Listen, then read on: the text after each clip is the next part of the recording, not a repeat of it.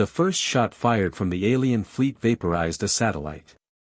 Earth didn't panic. Instead, an old general somewhere in Colorado chuckled and said, "Well, guess it's time to dust off the antiques." The aliens had energy blades, gravity grenades, and ships that moved like thought. Humans. They still carried guns that went bang. The aliens came from the Crozzer Dominion, technologically superior, cold, and convinced that any race still using combustion-based weapons wasn't worth negotiating with. They rely on explosions, one Crozzer admiral sneered. Primitive. Predictable. Earth's global defense leaders gathered in a basement that still had wood paneling. "They think we're behind," said General Monroe. "Let's show them what happens when you underestimate the slow kids." The Crozzer began their invasion in low orbit, sending a message: "Submit peacefully, and your extinction will be swift and dignified." Earth responded by launching a rusty missile from a silo in Kansas. It missed. By a lot. The aliens laughed. "They can't even aim," said one pilot. "This will be over in hours." But Monroe grinned as he watched from the bunker. "Let them laugh. That's how we like it." Alien drop pods landed in cities around the world. Soldiers stepped out in shimmering armor, expecting civilians to run. But instead, they heard, "Get off our lawn," followed by shotgun blasts. "Who fires lead bullets anymore?" one Crozzer screamed as he dodged a hail of hot metal. In Texas, farmers mounted rocket launchers to pickup trucks. In Poland, teenagers built railguns out of scrap. "We play with danger for fun," one girl said. "You think we won't do it for real?" The Crozzer's technology struggled to predict humanity's sheer chaos. Their targeting systems couldn't register irregular movements. Humans didn't fight like a formation. They fought like wildfire. They zigzag. They scream. They punch robots, a panicked Crozzer scout reported. And they keep yelling, "America," even outside America. Then came the moment that changed everything. A Crozzer strike team tried to destroy an old human military base in the Rockies.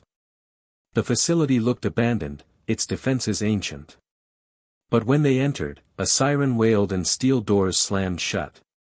The lights flickered on. "Welcome," a voice said, "to the birthplace of mayhem." It wasn't a trap. It was a museum.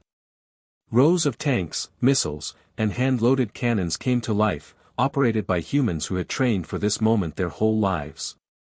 "Call us outdated one more time," muttered a soldier as he pulled the trigger. The base became a fortress, raining hell on the Crozzer. One alien, crawling away from the wreckage, screamed, "Why does their old tech work?" The answer was simple. "Because we never stopped practicing with it," said Monroe. Emerging in a flak vest. "You upgraded past common sense. We just made our madness more accurate." In orbit, the Crozzer flagship was struck by a single projectile, a rail spike fired from a 1980s prototype. It tore through shields, hull, and the Admiral's pride. "They aim better with junk than we do with lasers," he gasped. The Crozzer retreated not because they were overpowered, but because they were overwhelmed. Their enemies had no patterns, no clean logic, only relentless firepower and creativity. "They throw wrenches into quantum engines," reported one commander. "They spit on fusion reactors. Oh no, one just threw a toaster." The skies cleared. Fires burned, but people stood tall. Across Earth, people danced in streets with rifles slung on their backs.